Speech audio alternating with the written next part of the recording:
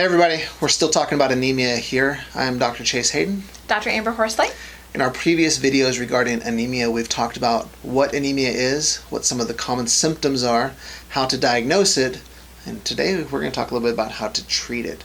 And this is the loaded question because anemia, there's over 200 types of anemia that are available that someone could develop. And so the treatment is very different for each kind. So we're just going to talk about the 2 or 3 easiest ways to look at anemia and how you might be able to address it from a nutritional standpoint.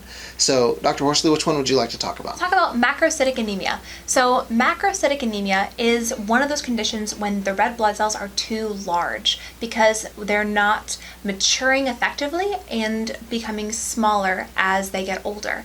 And that is often because of a B vitamin deficiency.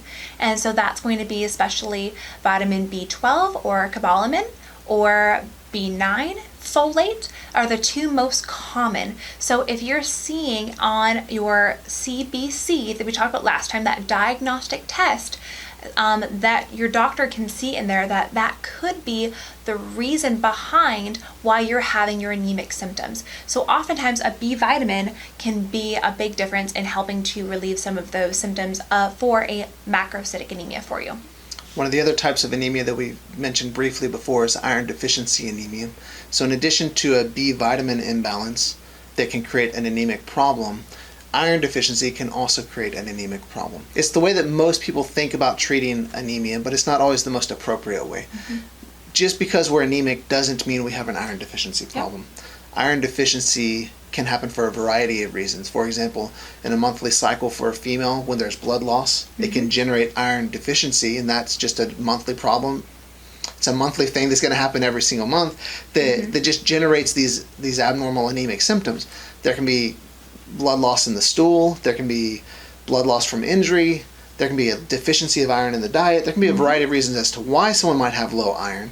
And so we obviously want to look and identify where's the cause, where is it coming from, and try and support that area.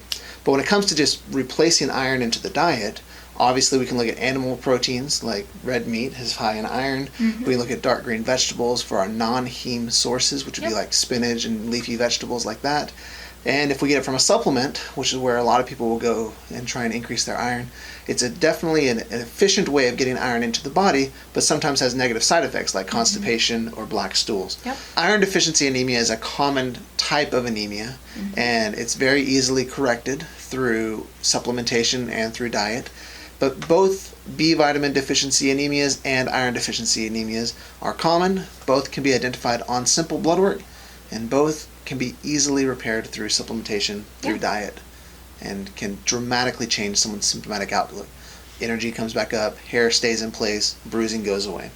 Big changes happen. One thing about the macrocytic anemia with B vitamin deficiency is sometimes is why people are having deficiencies in B vitamins. It can also be because of decreased enzyme production in their gut, specific things like intrinsic factor, things like that. But why we're having a B vitamin deficiency to get that anemia can oftentimes be related to gut imbalances or deficiencies in your diet itself, not getting enough B vitamins through green leafy vegetables as well as animal products, things like that. So in addition to supplementing with whole food based supplements or just getting a good quality methylated B vitamin, there's other things you can look at and you should look at in your gut as well as the food that you're taking in to help with that B vitamin deficiency.